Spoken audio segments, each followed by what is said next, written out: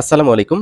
প্রিয় চট্টগ্রাম বোর্ডের ২০২৫ সালের এসএসসি পরীক্ষার্থীরা, আশা করি তোমাদের আজকের ইসলাম শিক্ষা পরীক্ষাটা ভালো হয়েছে। তোমাদের পরীক্ষার প্রশ্নপত্রের সমাধান নিয়ে হাজির হলাম। আজ আমরা ৩০টি এমসিকিউ এর সমাধান দেখাবো। তোমরা সমাধানগুলো মিলিয়ে নিবা।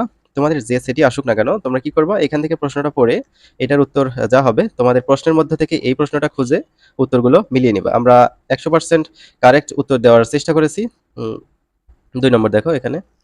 উত্তর দেয়া আছে হচ্ছে ক ৩ আল কানুত ফিত্তিব কার রচনা ইবনে সিনা।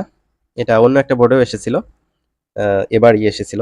৪-৫ এর উত্তর দিতে হবে। এখানে হচ্ছে এমসিকিউ এর জন্য হচ্ছে এখানে একটা উদ্দীপক দেওয়া আছে। উদ্দীপক পড়ার পর। ঠিক আছে? তো শিক্ষার্থীরা তোমাদের নেক্সট দিন যাদের হচ্ছে আইসিটি পরীক্ষা, তারা আমাদের এই অ্যাপটি ইনস্টল করবা।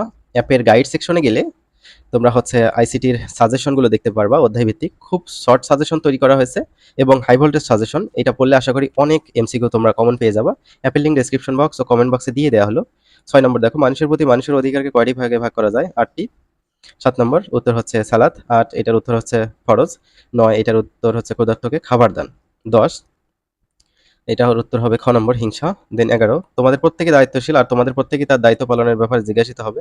এই হাদিসের মাধ্যমে কিসের প্রতি ইঙ্গিত করা হয়েছে? কর্তব্য পরায়ণতা।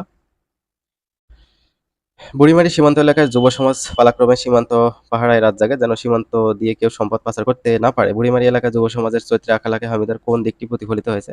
স্বদেশপ্রেম। এই বুড়িমারি কিন্তু কুড়িগ্রাম জেলায় অবস্থিত, তাই না? ১৩ এবং ১৪ এর উত্তর দিতে হবে হচ্ছে এই উদ্দীপকটা পড়ার পর। ১৩ এর উত্তর হচ্ছে গ, ১৪ এর উত্তর হচ্ছে ঘ, ১৫ এটারও ঘ হবে। আদ-দোহা শব্দের অর্থ হচ্ছে পূর্বাহ্ন অর্থাৎ দিনের প্রথম ভাগ। হাদিসের মূল বক্তব্যকে কি বলে? মতন। কোনটি হত্যার চেয়েও জঘন্য? ফিতনা। এভাবে তোমরা প্রশ্নগুলো হচ্ছে তোমাদের প্রশ্নের সাথে মিলিয়ে নিবা। ২১, দেন ২২, ২৩,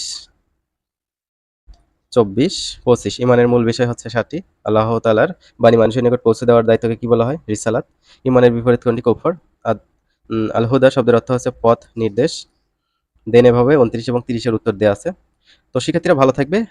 চ্যানেলটি সাবস্ক্রাইব করে রাখবে।